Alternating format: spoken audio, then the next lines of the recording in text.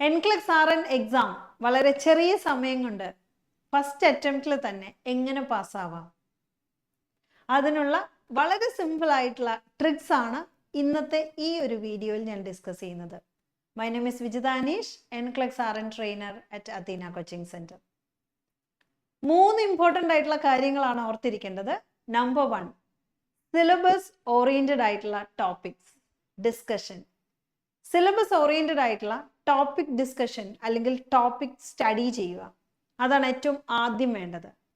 NCLEX RN എക്സാംസിന് വരുന്ന questions ഏത് ഏരിയയിൽ നിന്ന് എത്ര പെർസെൻറ്റേജ് ഓഫ് ക്വസ്റ്റ്യൻസ് ആണെന്ന് മനസ്സിലാക്കി അതിനനുസൃതമായിട്ട് ഒരു സിലബസ് ഓറിയന്റഡ് ആയിട്ടുള്ള ടോപ്പിക് ഡിസ്കഷൻ ആണ് നമ്പർ 1.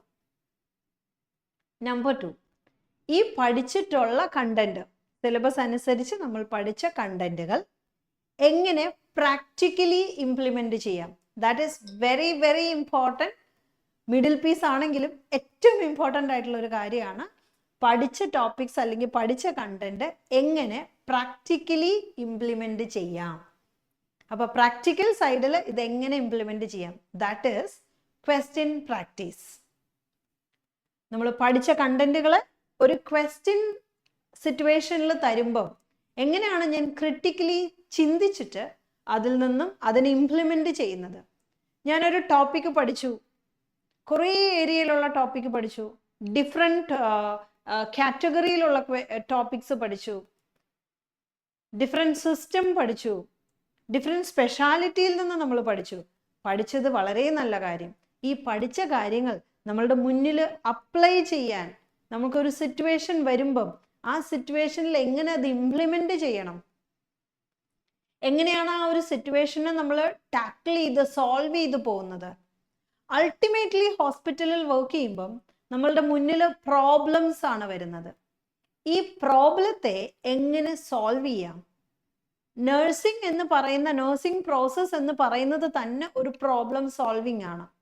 അപ്പൊ നമ്മളുടെ മുന്നിൽ ഒരു പ്രോബ്ലം വരുമ്പം ആ പ്രോബ്ലത്തെ എങ്ങനെ സോൾവ് ചെയ്യാം, അതാണ് ഏറ്റവും ഇമ്പോർട്ടൻ്റ് ആയിട്ടുള്ള ഒരു പോയിന്റ്. അപ്പൊ രണ്ടാമത്തെ കാര്യം, എങ്ങനെ ക്വസ്റ്റ്യൻസ് പ്രാക്ടീസ് ചെയ്യാം. വളരെ സ്നേഹത്തോടെയും ആസ് എൻ ഇൻസ്ട്രക്ടർ എല്ലാ NCLEX RN എക്സാംസിന് പ്രിപ്പയർ ചെയ്യുന്ന നഴ്സസിനോട് എനിക്ക് ഒറ്റയൊരു കാര്യമാണ് പറയാനുള്ളത്. നിങ്ങൾ ടോപ്പിക്കും തിയറിയും പഠിച്ചു കഴിഞ്ഞതിന് ശേഷം പ്രോപ്പർ ഗൈഡൻസോടുകൂടെ ക്വസ്റ്റ്യൻസ് പ്രാക്ടീസ് ചെയ്യുക. ഒന്നുകൂടെ ഞാൻ റിപ്പീറ്റ് ചെയ്യുവാണ്, പ്രോപ്പർ ഗൈഡൻസോടുകൂടെ ക്വസ്റ്റ്യൻസ് പ്രാക്ടീസ് ചെയ്യുക. പല കാൻഡിഡേറ്റ്സും ക്വസ്റ്റ്യൻസ് വായിക്കുമ്പോഴും ആ ക്വസ്റ്റ്യനെ കോംപ്രിഹെൻഡ് ചെയ്യുമ്പോഴും ചിന്തിക്കുന്ന രീതി ഓരോരുത്തരും ഓരോ രീതിയിലാണ് ചിന്തിക്കുക. അപ്പം ആദ്യം നമ്മൾ മനസ്സിലാക്കേണ്ടത്, എൻ്റെ ട്രാക്ക് കറക്റ്റ് ആണോ, ഞാൻ പോകുന്ന ട്രാക്ക് കറക്റ്റ് ആണോ. നമ്മൾ ആൻസേഴ്സ് ചെയ്യുമ്പം ആൻസേഴ്സ് പിന്നെയും തെറ്റി കഴിയുമ്പോഴാണ് നമുക്ക് ക്ലാരിറ്റി കിട്ടുന്നത്, അല്ലെങ്കിൽ നമുക്ക് മനസ്സിലാവുന്നത്, ഓ എൻ്റെ വഴി തെറ്റാണ്, ഞാൻ ഇങ്ങനെ അല്ല ക്വസ്റ്റ്യനെ അപ്രോച്ച് ചെയ്യേണ്ടത്. വൺസ് ആ ഒരു പ്രോപ്പർ ട്രാക്ക് കിട്ടിക്കഴിയുമ്പം പിന്നെ നമ്മൾ ഒരിക്കലും എന്ത് ചെയ്യത്തില്ല, പിന്നെയും തെറ്റിലേക്ക് പോകത്തില്ല.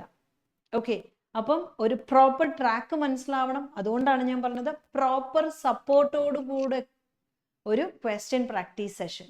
അപ്പൊ ആദ്യം ടോപ്പിക് ഡിസ്കഷൻ, സിലബസ് അനുസരിച്ചിട്ടുള്ള ടോപ്പിക് ഡിസ്കഷൻ. സിലബസ് അനുസരിച്ച് ടോപ്പിക് ഡിസ്കഷൻ എടുക്കുമ്പോൾ പ്രത്യേകം ശ്രദ്ധിക്കണം, ഓരോ ഏരിയയിൽ നിന്നും എത്ര പെർസെൻറ്റേജ് ഓഫ് ക്വസ്റ്റ്യൻസ് ആണ് വരുന്നത്, അതിൻ്റെ വെയിറ്റേജ് എന്താണ്. 2, അത് അപ്ലൈ ചെയ്യുന്ന question practice session. And third, ഏറ്റവും ഇമ്പോർട്ടൻ്റ് ആയിട്ടുള്ളത്, ഇറ്റ്സ് എ റിവിഷൻ. റിവിഷൻ എന്ന് പറയുമ്പം നമ്മൾ വിചാരിക്കും നമ്മൾ പഠിച്ചതെല്ലാം റീകളക്ട് ചെയ്യുക. നിങ്ങൾ ശ്രദ്ധിക്കേണ്ട ഒരു കാര്യം, നമ്മളുടെ ഈ ഒരു exam NCLEX RN exam Pearson view conduct ചെയ്യുന്ന എക്സാം ആണ്. ഇത് CBT എക്സാം അല്ല, this is computer adopted test ആണ്, CAT എക്സാം ആണ്. ദാറ്റ് മീൻസ് ഒരു കമ്പ്യൂട്ടർ ആണ് ഡിസൈഡ് ചെയ്യുന്നത് നിങ്ങൾ എക്സാമിന് പാസ് ആവുന്നുണ്ടോ, നിങ്ങൾ ഏബിൾ ആണോ, അല്ല നിങ്ങൾ ഫെയിലിംഗ് റേഞ്ചിലാണോ എന്നുള്ളത്.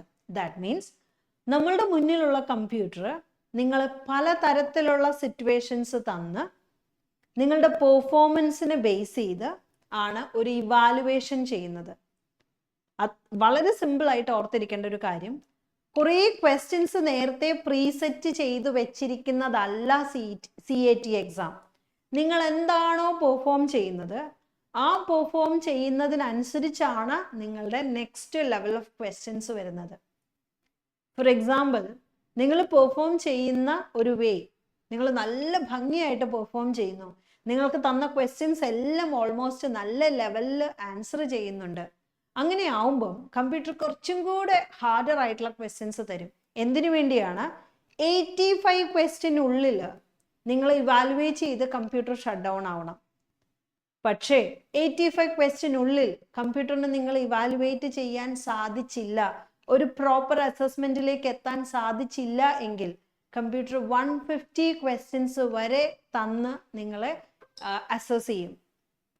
സോ ഒരു കാൻഡിഡേറ്റ് എങ്ങനെ പെർഫോം ചെയ്യുന്നു, ആ കാൻഡിഡേറ്റിന്റെ ലെവൽ ഓഫ് പെർഫോമൻസിനനുസരിച്ചായിരിക്കും നിങ്ങൾക്ക് മുന്നോട്ട് വരുന്ന ഓരോ ക്വസ്റ്റ്യൻസും.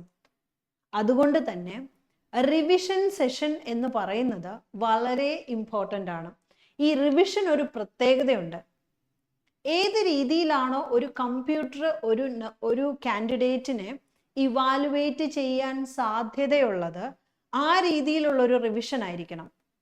എന്ന് പറഞ്ഞാൽ, നമ്മളുടെ മുന്നിൽ ഇരിക്കുന്ന ഒരു സ്റ്റുഡൻറ്, ഇപ്പൊ ആസ് ആൻ ഇൻസ്ട്രക്ടർ എനിക്ക് ചിന്തിക്കാൻ സാധിക്കുന്നത്, എൻ്റെ മുന്നിൽ ഇരിക്കുന്ന ഒരു നേഴ്സ് NCLEX RN എക്സാം എഴുതാൻ പോവുകയാണെങ്കിൽ ആ നേഴ്സിന് ഏത് രീതിയിൽ എക്സാമിന് പെർഫോം ചെയ്യാൻ സാധിക്കുന്നു എന്നറിയാൻ ഞാൻ പീരിയോഡിക്കലായിട്ട് ആ നേഴ്സിനെ ഇവാലുവേറ്റ് ചെയ്യണം.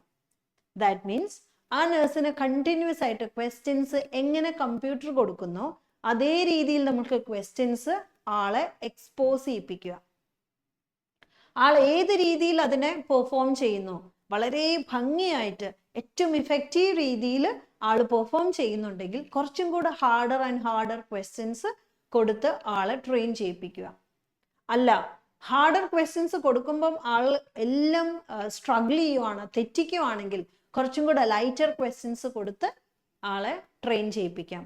ഇപ്പൊ പ്രോപ്പർ രീതിയിലുള്ള ഒരു റിവിഷൻ ഇല്ലാതെ നമുക്കൊരിക്കലും എക്സാംസിന് പോകുന്നത് അത്ര നല്ല കാര്യമല്ല. അപ്പോൾ ഒന്ന്, സിലബസ് ഓറിയന്റഡ് ആയിട്ടുള്ള ഒരു ടോപ്പിക് ഡിസ്കഷൻ ഉണ്ടായിരിക്കണം. ആ പഠിച്ച ടോപ്പിക്സ് നമ്മൾ അപ്ലൈ ചെയ്ത് ക്വസ്റ്റ്യൻ പ്രാക്ടീസ് ചെയ്യണം. ക്വസ്റ്റ്യൻ പ്രാക്ടീസ് കഴിഞ്ഞു, ടോപ്പിക് ഡിസ്കഷനും കഴിഞ്ഞാൽ പിന്നെ ചെയ്യേണ്ടത് close the book, then continuous revision. Revision ഒരിക്കലും ഒരു ഓർഡറിൽ റിവിഷൻ ചെയ്യരുത്. റെസ്പിറേറ്ററി സിസ്റ്റം ക്വസ്റ്റ്യൻ ഡിസ്കസ് ചെയ്തു, അടുത്തത് കാർഡിയോവാസ്കുലർ സിസ്റ്റം, അടുത്തത് ഓൺകോളജി. നോ, ഈ ഒരു ഓർഡറിൽ നമ്മൾ ഒരിക്കലും റിവൈസ് ചെയ്യരുത്. റിവിഷൻ എപ്പോഴും എങ്ങനെ ആയിരിക്കണമെന്ന് ചോദിച്ചു കഴിഞ്ഞാൽ, നമ്മൾ എന്തൊക്കെ ക്വസ്റ്റ്യൻസും ഏതൊക്കെ ഏരിയയുമാണോ പഠിച്ചത് അതിൽ നിന്നും റാൻഡംലി പിക്ക് ചെയ്യണം. ഓക്കെ, സോ അത് റാൻഡംലി പിക്ക് ചെയ്യുന്നത്, സോ ആസ് എൻ എല്ലാ ഇൻസ്ട്രക്ടേഴ്സിനും അറിയാവുന്ന ഒരു കാര്യമാണ്. റാൻഡംലി പിക്ക് ചെയ്തിട്ട് വേണം ഒരു കാൻഡിഡേറ്റിനെ പ്രിപ്പയർ ചെയ്യിപ്പിക്കാൻ. റിവിഷൻ ടൈമിലെ കാര്യമാട്ടോ ഞാൻ പറയുന്നത്. ആദ്യം നമ്മളൊരു സിസ്റ്റമാറ്റിക് വേയിൽ ടോപ്പിക് പഠിച്ചു, 2 അത് അപ്ലൈ ചെയ്തു, 3ാമത്തെ സ്റ്റേജിൽ റിവിഷൻ വരുമ്പോൾ നമ്മൾ ചെയ്യേണ്ടത് റാൻഡം പിക്കിംഗ് ആണ്. വളരെ സിമ്പിൾ ആയിട്ട് ഒരു കാര്യം പറയുകയാണെങ്കിൽ, അവിയൽ ഇഷ്ടമല്ലാത്ത ആരുമില്ല. നിങ്ങളുടെ മുമ്പിൽ ഒരു അവിയൽ പാത്രം കൊണ്ടുവച്ചിട്ട് അതിനകത്തു നിന്നും ഓരോ വെജിറ്റബിൾ അതിനകത്ത് അടങ്ങിയിരിക്കുന്നതിന് സെപ്പറേറ്റ് ചെയ്യാൻ പറഞ്ഞാൽ നിങ്ങൾ ഏത് രീതിയിൽ സെപ്പറേറ്റ് ചെയ്യും? First of all you should understand എന്താണ് മുരിങ്ങാക്കോല്, ഇതിനകത്ത് എന്താണ് ക്യാരറ്റ്, ഇതിനെക്കുറിച്ചൊരു ഐഡിയ ഉണ്ടെങ്കിൽ മാത്രമായിരിക്കും നിങ്ങൾക്ക് അതിനകത്ത് പിക്ക് ചെയ്യാൻ പറ്റുന്നത്. ഇതുപോലെ നിങ്ങൾ പഠിച്ചു വെച്ചിട്ടുള്ള എല്ലാ ടോപ്പിക്സിൽ നിന്നും റാൻഡംലി ഞാൻ ചോദിക്കുകയാണ്, ഈ ഓരോ കണ്ടീഷൻസും എടുക്കുമ്പോൾ, ഇപ്പോൾ for example lime disease. Okay, lime disease എന്താണ്? ലൈം ഡിസീസിനെ കുറിച്ച് പറഞ്ഞു. ലൈം ഡിസീസിനെ കുറിച്ച് നമ്മൾ പഠിച്ചു കഴിയുമ്പോൾ നേരെ അതിനകത്ത് പോകുന്നത് അവിടെ ഒരു സ്കിൻ റാഷസ് ആയിരിക്കും. സോ സ്കിൻ റാഷസ് പറഞ്ഞപ്പോൾ സ്കിൻ റാഷസ് നമുക്ക് എവിടെ ചെന്നെത്തിക്കാം? Hand mouth foot syndrome. So what is that? അപ്പോൾ നമ്മൾ അവിടെ എത്തിക്കഴിഞ്ഞപ്പോൾ അതിൻ്റെ മോഡ് ഓഫ് ട്രാൻസ്മിഷൻ വന്നു, ഡ്രോപ്ലെറ്റ് വന്നു. ഡ്രോപ്ലെറ്റിൽ നിന്ന് നമുക്ക് നേരെ അത് PPE യൂസ് ചെയ്യുന്നതിലേക്ക് പോവാം. PPE യൂസ് ചെയ്ത് കഴിഞ്ഞപ്പോൾ ഏത് PPE അപ്പാരറ്റസ് ആദ്യം യൂസ് ചെയ്യും, ഏത് അവസാനം യൂസ് ചെയ്യും, ആ ഒരു പോയിന്റ് വരെ നമുക്ക് എത്തിക്കാം. അത് കഴിഞ്ഞ് PPEs യൂസ് ചെയ്യുന്ന കണ്ടീഷൻസിലേക്ക് പോവാം. അപ്പോൾ നമ്മൾ കോവിഡിലേക്ക് എത്തി. കൊറോണയിലേക്ക് എത്തി, അങ്ങനെ അവിടുന്ന് വാക്സിനിലേക്ക് പോവാം, വാക്സിൻ ഡിഫറെൻറ്റ് ടൈപ്സ് ഓഫ് വാക്സിനിലേക്ക് പോവാം, വാക്സിൻ സ്റ്റോർ ചെയ്യുന്ന ടെമ്പറേച്ചറിലേക്ക് പോവാം. ഓക്കെ, ഡിഫറെൻറ്റ് ടെമ്പറേച്ചർ വേരിയേഷൻ വരുമ്പോൾ അഫക്റ്റ് ചെയ്യുന്ന ഡിസീസിലേക്ക് പോവാം. അങ്ങനെ അത് ഫ്രോസ്റ്റ് ബൈറ്റിലേക്ക് എത്താം. ഫ്രോസ്റ്റ് ബൈറ്റ് വന്നു കഴിഞ്ഞാൽ എങ്ങനെ മാനേജ് ചെയ്യുമെന്ന് എത്താം. ടെമ്പറേച്ചർ വേരിയേഷൻ വരുമ്പോൾ വേഴ്സൻഡ് ആവുന്ന കണ്ടീഷൻസ് റേസ് സിൻഡ്രോമിലേക്ക് പോവാം.